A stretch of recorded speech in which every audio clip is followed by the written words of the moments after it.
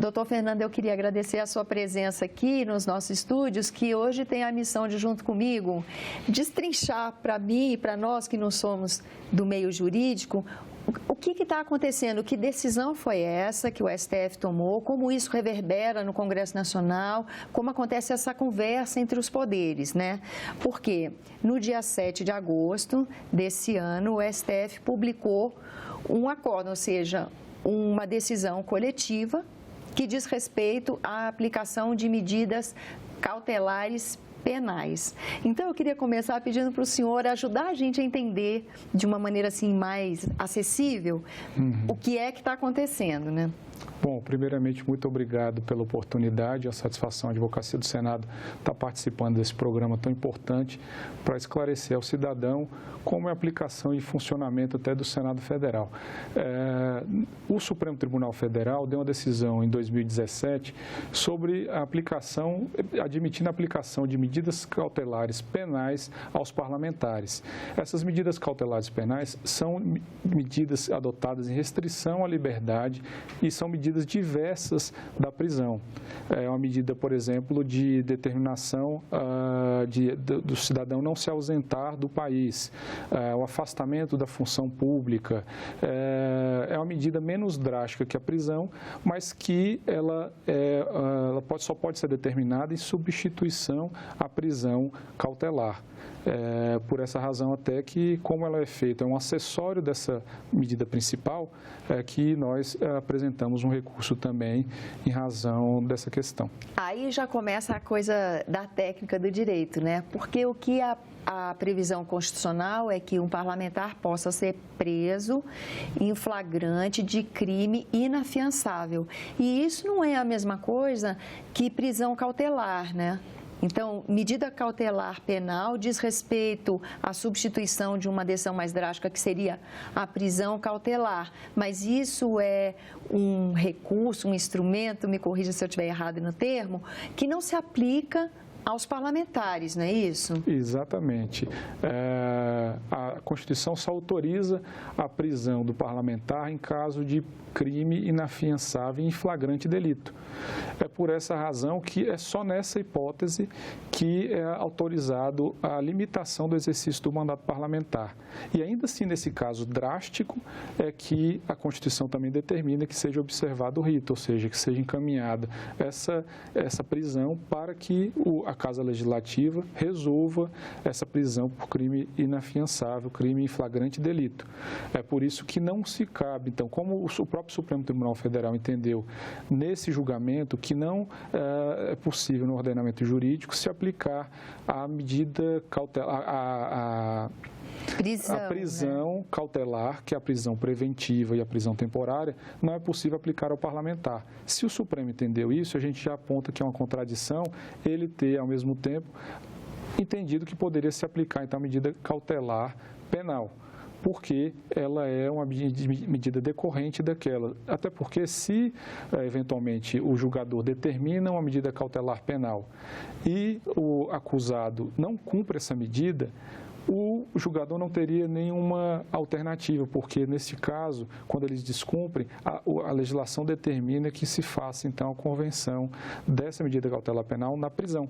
E não existe esse tipo de prisão cautelar para parlamentar. Daí já começa uma contradição, né? Exatamente, é uma contradição que a gente alega que existe no próprio julgamento do Supremo Tribunal Federal, dentro daquele acordo.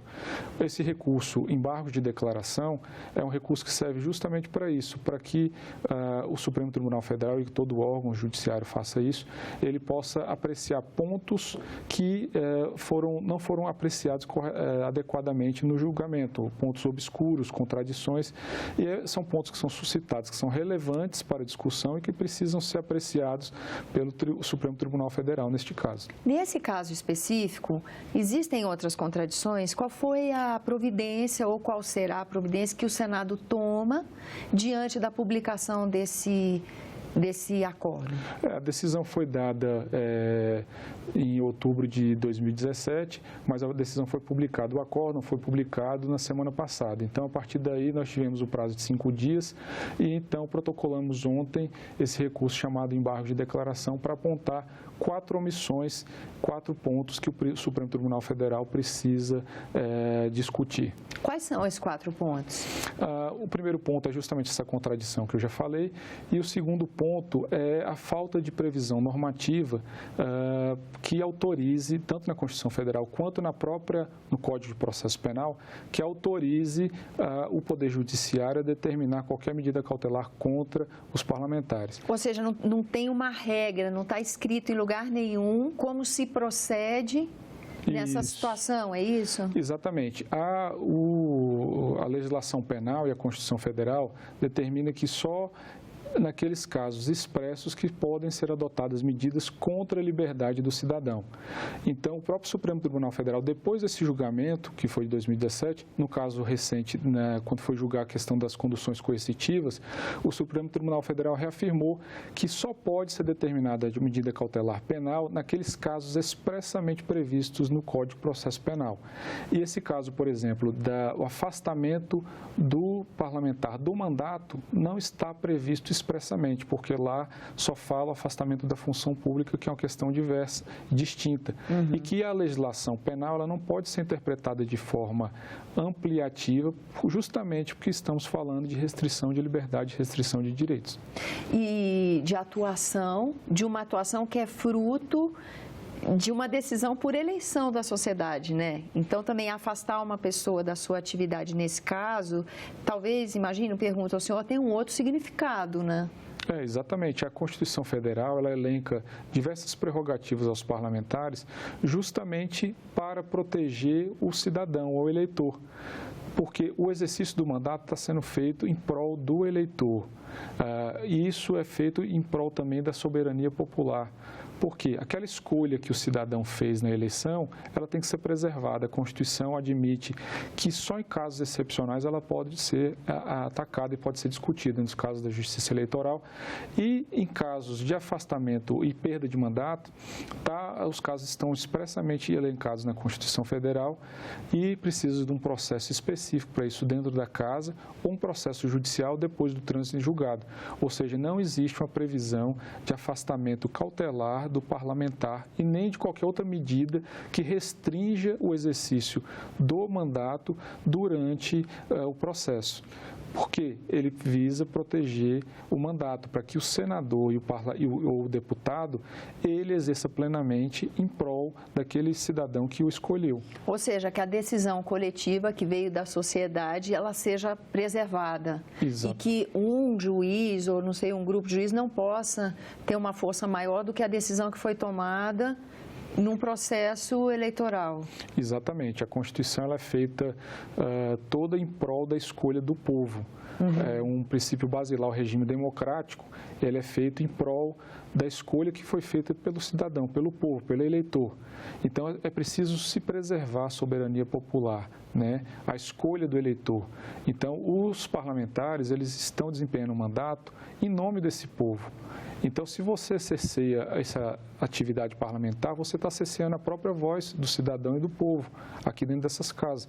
Porque o Poder Legislativo também, ele tem um papel fundamental, não só de editar leis, mas também de fiscalizar.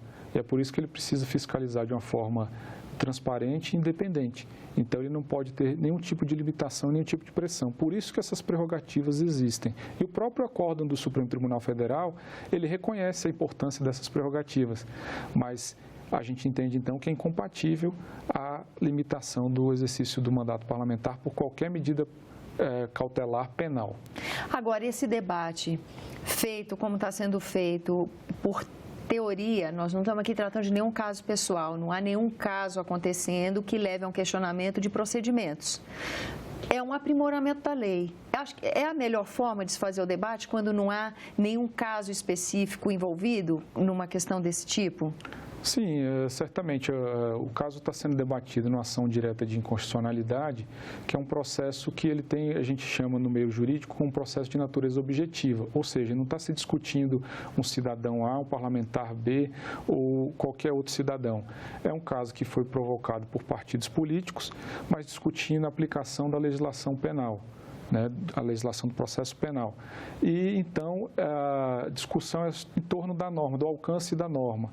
A gente defende, então, que a Constituição Federal, a determinação dela, que não se aplica, não cabe a aplicação de medida cautelar penal, e o Supremo vai se debruçar sobre essa matéria e vai, então, definir o alcance exato das normas. É algo que é muito natural, esse diálogo entre as instituições é um aprimoramento que é saudável para as instituições, no regime, no Estado democrático de direito. Isso é muito saudável, esse diálogo, e se preserva também a harmonia dos poderes e a separação. O que a gente quer é justamente discutir essa matéria que é tão importante, não só para os parlamentares diretamente, porque essas prerrogativas elas são conferidas em prol do cidadão, do povo brasileiro. Então, a gente entende que isso é fundamental para o exercício, inclusive, da democracia e para a observância da democracia. Doutor Fernando, quero agradecer a sua presença aqui conosco. Obrigada pelas explicações.